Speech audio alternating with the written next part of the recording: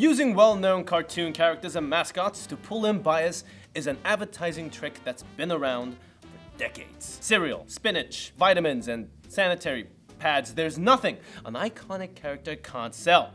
And there's nowhere on Earth where this fact is more apparent than in Japan. While characters like Pikachu and Hello Kitty can be found plastered on every product imaginable, there are some popular faces the average visitor might not recognize. These are characters from comics and shows that have cemented themselves as Japanese classiques. And yet, they're virtually unknown to most of the English-speaking world. Today, we're going to be looking at the origin and legacy of 5 anime that have made a lasting impact on Japanese viewers, but haven't found much success outside of their homeland. Now, there is a chance that you, the almighty viewer with your immense knowledge of animes and all things Japanese, might have seen or heard some of or all of these shows. If so, good job. But I think you should stick around anyway. Who knows? You might just learn something new, or not, and you can just leave a comment about how me and my writer buds are just stupid dumbos. Everyone knows The Simpsons as one of America's longest running animated sitcoms and beloved international hits. But the longevity of Springfield's favorite nuclear family pales in comparison to our first anime, Sazae-san. The Simpsons have been entertaining viewers for 30 years and are on their way to push past 700 episodes in the next few seasons. Not bad at all. But Sazae-san has been on for 50 years and has over 7,500 episodes. I'm going to say that once again, 7,500. That's an average of 150 episodes a year. The old school slice of life anime has the astounding title of the longest running animated series of all time. Not just in Japan, but in the world. To be fair, Sazae-san's weekly half-hour broadcast is split into 3 different stories, each of which is considered its own episode. But even with all that, it's a whopping 2,500. Sazae-san, you are one crazy mother. But let's get back up a little. Where did this never-ending cartoon even come from? And what makes it so appealing? Created by writer and illustrator Machiko Hasegawa, Sazae-san began its first run as a small 4-panel comic strip in 1946.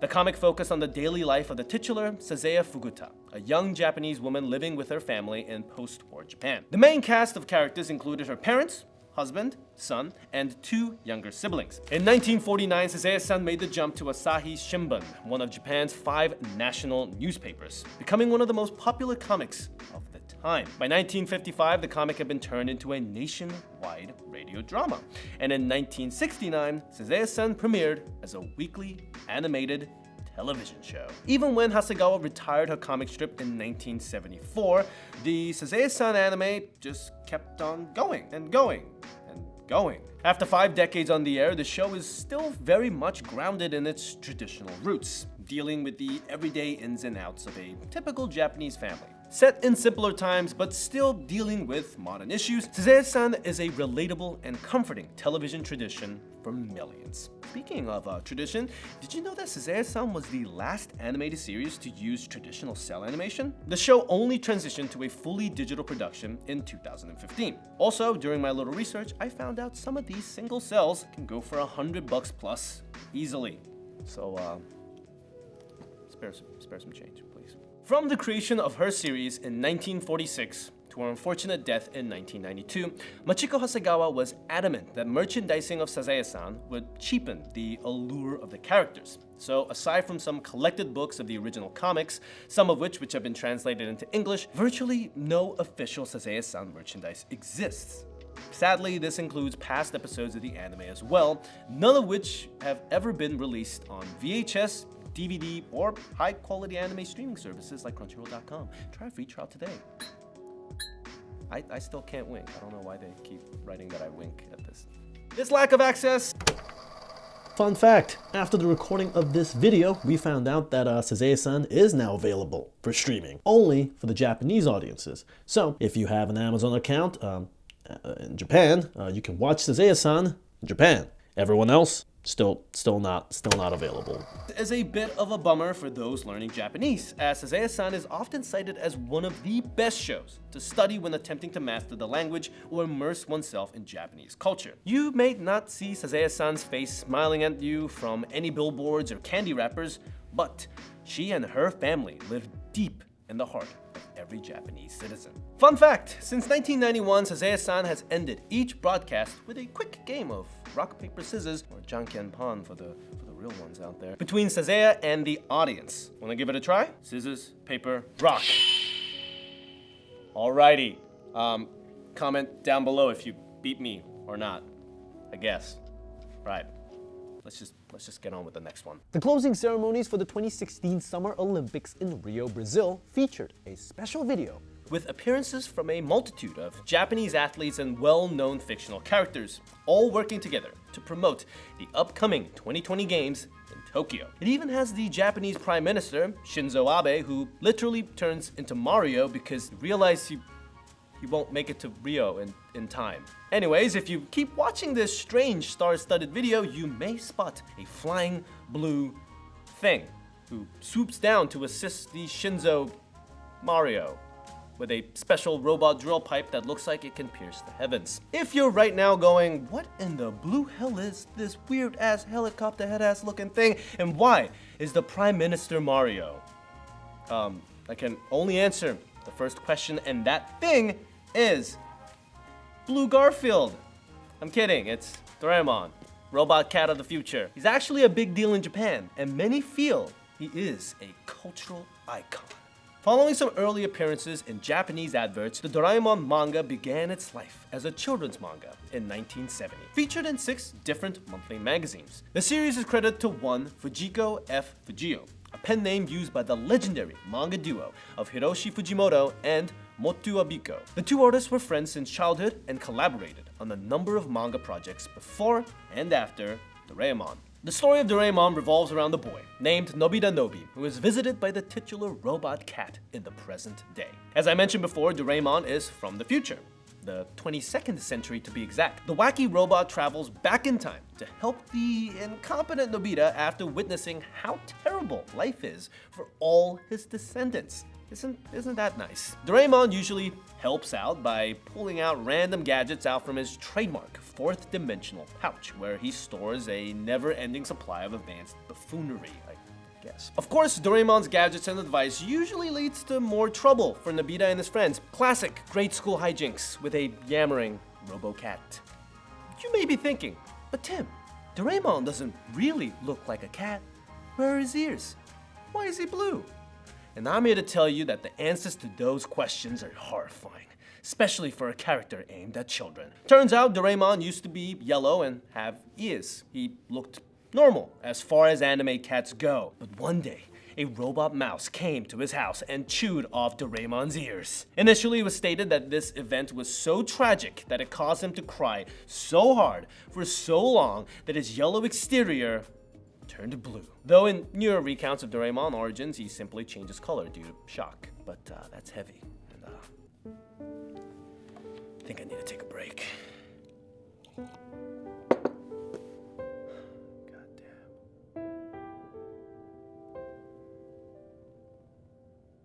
In 1973, Doraemon premiered as an animated television show produced by Nippon Television Doga. Now, the series only ran for a few months and 26 episodes, a modest debut on the small screen. In the summit of 1977, Doraemon's popularity received a boost when the series became the face of a newly announced CoroCoro Comics, a publication that is still being sold to this day. Doraemon's second anime outcoming in 1979 was hugely successful thanks to the sales of CoroCoro Comics, and this series was soon a household name. With almost 1,800 episodes, Doraemon's 1979 anime ran all the way until 2005, at which point another Doraemon anime began, one that is currently still airing. Though the Doraemon manga has sold over 100 million copies, on par with such classics as Astro Boy and JoJo's Bizarre Adventure, and its television show remains popular the Doraemon's movie franchise is far and away the most impressive part of the Blue Cat's media empire. Doraemon is both the highest grossing film franchise in Japanese history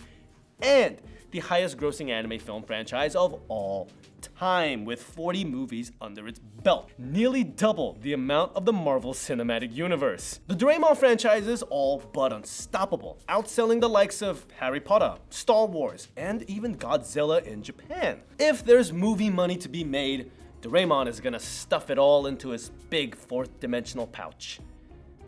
Damn, Zaddy. Unlike Sasaya-san, the Doraemon anime has been localized outside of Japan on multiple occasions. Introduced as Doraemon Gadget Cat of the Future on Disney XD in 2014, this series didn't find much success in the United States. North America gaming fans will have another chance to get to know Doraemon and his friends a little bit better with the release of Doraemon Story of Seasons, a farming life sim for the Nintendo Switch. Surprisingly, the series has found a massive following in both India and Pakistan, where it consistently ranks as one of the most watched children's show on air. Despite its popularity in these countries, Doraemon is also a great source of controversy, with many parents and politicians claiming that the anime corrupts its young viewers by promoting a reliance on technology. Let me double check that source. Yep. Thanks a lot, technology. Now, when it comes to cats who have managed to hold on to their ears, there's a few as popular as Hello Kitty. This is why it may come as a surprise that the Sanrio Sweetie has ousted as Japan's top grossing character in 2002. Who could pull off such feat? Why? It's Anpan Man, of course. Yes, the same Anpan Man who received his own song by the legendary South Korean boy band BTS, who also happen to have their own army. Fun fact, in Korea he's called Hoppang Man. Hoppang is Anpan and Man is man.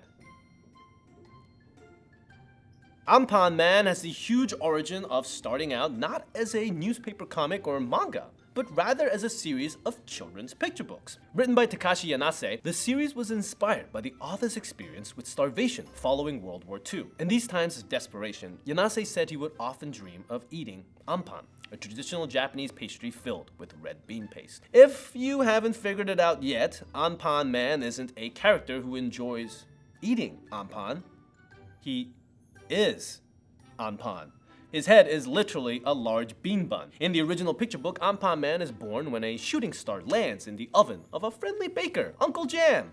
Aha. This bread superhero, Anpan Man, can fly and fight, but his signature trait is his ability to break off pieces of his giant head to give to those in need. But fear not, because when Anpan Man's head is eaten or damaged in any way, Uncle Jam simply bakes him a new one, and he's back to full power. Which begs the question, is it the same Anpan Man that comes out of that oven?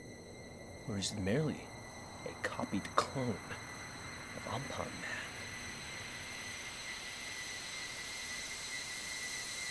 Anpan Man's picture books eventually led to a manga and anime, with the later becoming a nationwide sensation with younger viewers. As the show's popularity grew, so did the number of characters in Anpan Man's cast. Other bread-related heroes soon joined Anpan Man in his fight, including Curry Pan Man, Melon Banana, and Cream Panda. In 2009, the anime, known as Sorike Anpan Man or Let's Go Anpan Man, was awarded the Guinness World Record for the highest number of characters in an animated franchise. At that time, the show had introduced more than 1,700 characters over 980 episodes, numbers that are now even higher. You wouldn't think a show targeted at toddlers would need so many new characters, but the showrunners, much like Uncle Jam, seemed determined to churn out some fresh faces. When it comes to merchandising in Japan, Anpan Man is unmatched. If a children's product exists, there's likely an Anpan Man version available for purchase. In fact, retail sales for Anpan Man merch usually falls around, a little 150 billion yen or $1.3 billion every single year. The series is such a hit that it even has 5 museums throughout Japan dedicated solely to the legacy and ongoing antics of everyone's favorite bread-headed hero. The Anpan Man anime has made its way to other parts of the globe, such as Korea, Spain, and even in the Arabic nation where the show is known as Wonderloaf. Strangely, Anpan Man has never been localized for kids in North America. However, there is a hero with connections to Anpan Man that just about every anime fan knows. See what happens when you slide a W in front of Anpan Man. Slide it in, yeah. That's right, Wanpan Man, or One Punch Man is a direct reference to Anpan Man. It even makes more sense when you compare the two heroes' bald head and pajama-like outfits. The connections between the two series are few and far between, with one giving bread and the other one giving out knuckle sandwiches. Up next we have the mysterious and famous Detective Conan, known in the English-speaking world as Case Closed. I'm supposed to have a big magnifying glass, but I don't, so I hope, can you put it at After Effects or something? Written and illustrated by Gosho Aoyama, Detective Conan began as a serialized detective manga in Shogakukan's Weekly Shonen Sunday on January 19th, 1994.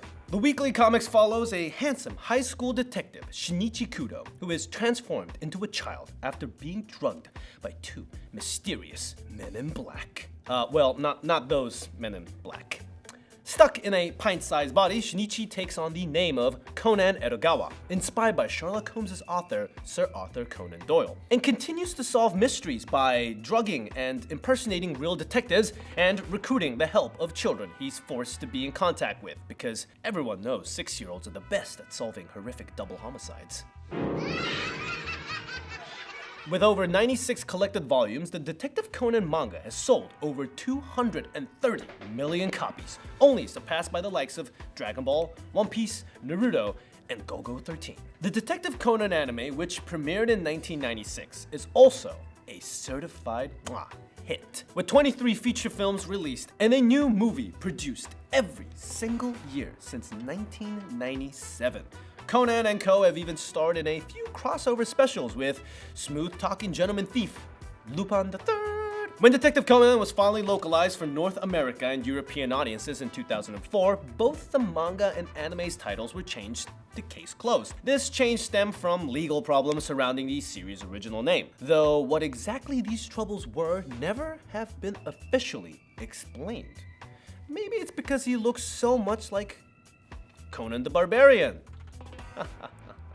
Regardless, Case Closed launched to little fanfare in the West, with many fans of the original put off by the voice cast and various changes made to Americanize characters. Though the manga is still being produced in English by Viz Media, Case Closed no longer airs dubbed episodes on regular TV. But you can watch the sub version on Crunchyroll.com. Subscribe today. Back in Japan, Detective Conan has become so big that it's received its own town. Apparently dubbed Conan Town, featuring a bronze statue of well-known characters as well as famous locations from the series, the town even has its own working Conan-themed train station and airport. Conan Town caught the attention of a gangly talk show host, Conan O'Brien, who flew to the town's location in 2018 where he was made mayor for the day and cooked the residents 1,000 hamburgers. Maybe he's the reason they couldn't use the name Detective Conan in America. Case closed.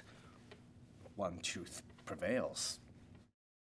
Our last anime entry is the newest by nearly a decade, though it's certainly no slouch when it comes to sales and popularity. I'm speaking of the comedy adventure known as Gintama, or Silver Balls. First appearing in the Weekly Shonen Jump later in 2003, Gintama is set in an alternate past where space aliens have infiltrated Edo period Japan. The series focuses on the samurai Gintoki Sakata, known to many as Odd Jobs Gin. Gintoki is a freelancer who is often called upon to take down dangerous criminals and aliens and other random weird shit. The Gintama manga is well known for its mix of both drama and humor, as well as poking fun at anime and manga tropes or just straight up parodying anime scenes and characters. While brainstorming ideas for the first serialized adventure, Gintama creator and famous guerrilla mangaka Hideki Sorachi was prompted by his editor to create a storyline based on the Shinsengumi, a special police force active in 1860s Japan. This recommendation was inspired by the hype surrounding a live-action TV drama of its time with the same focus. Though Sorachi liked the time period and setting, he couldn't come up with a satisfactory story for his new police force.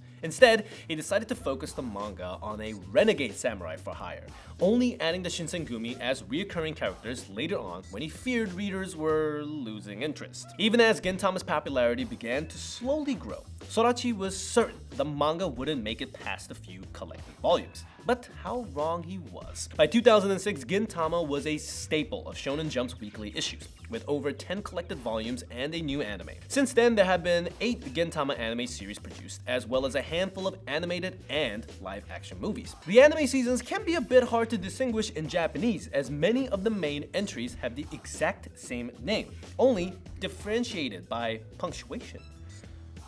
Gintama, Gintama, Gintama, Gintama. Though an English translation for the Gintama manga was released in the summer of 2007, it wouldn't be until January of 2009 that the English subtitle episodes of the anime would become available. And of course, they became available and are still available, thanks to the legendary streaming service Crackle. No, wait, it was Crunchyroll. Strangely, only the 3rd season of the original Gintama anime was dubbed into English, because reasons. Yo, can we get a Detective Conan on this case? While Gintama's dramatic action and comedic shenanigans have certainly found a cult following outside of Japan, it doesn't quite have the same cultural connection. Many attribute this to the fact that a good majority of the jokes and references included in the series revolve around Japanese culture and history. It sure is hard to laugh along when you don't understand the jokes, unless you're one of those people that laugh anyway. With 77 volumes and more than 55 million copies sold, Gintama ended its lengthy manga run this past July. The most recent anime series, Gintama Shirogane no Tamashi Hen, wrapped up in October of 2018. Die-hard fans are hopeful the series will come back in either form, and until then, they have a new animated feature film to look forward to. But hey, this gives you the time to catch up on all the past Gintama books, shows, movies, and more. And that's it! Every single Japanese animation that have ever been popular in Japan. Just kidding. Just joshing you. There certainly are more shows and characters with a stronger following than in the old Japan, but these 5 that we covered in this video are some of the biggest. If you can think of any shows that we missed, feel free to mention them in the comments down below, and who knows, maybe there'll be enough for us to do a part 2, eh? Eh? Also, if you're one of the 5 people that knew all these 5, please put it down in the comments. Say, I already knew. Hashtag, I already knew, you dummy. Yeah, and I'll give you a thumbs up. And also, if you want to check out some of these animes I talked about, it's all down in the description below. And use our free 14-day pass if you're not a subscriber already. Brought to you by me. General Soul Meme. All right.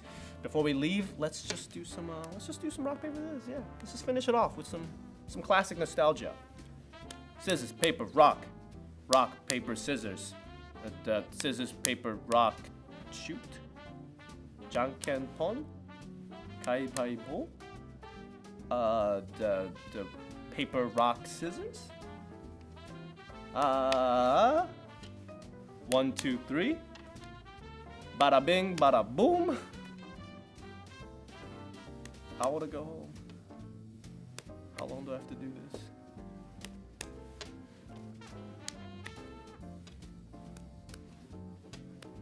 Gun. I win.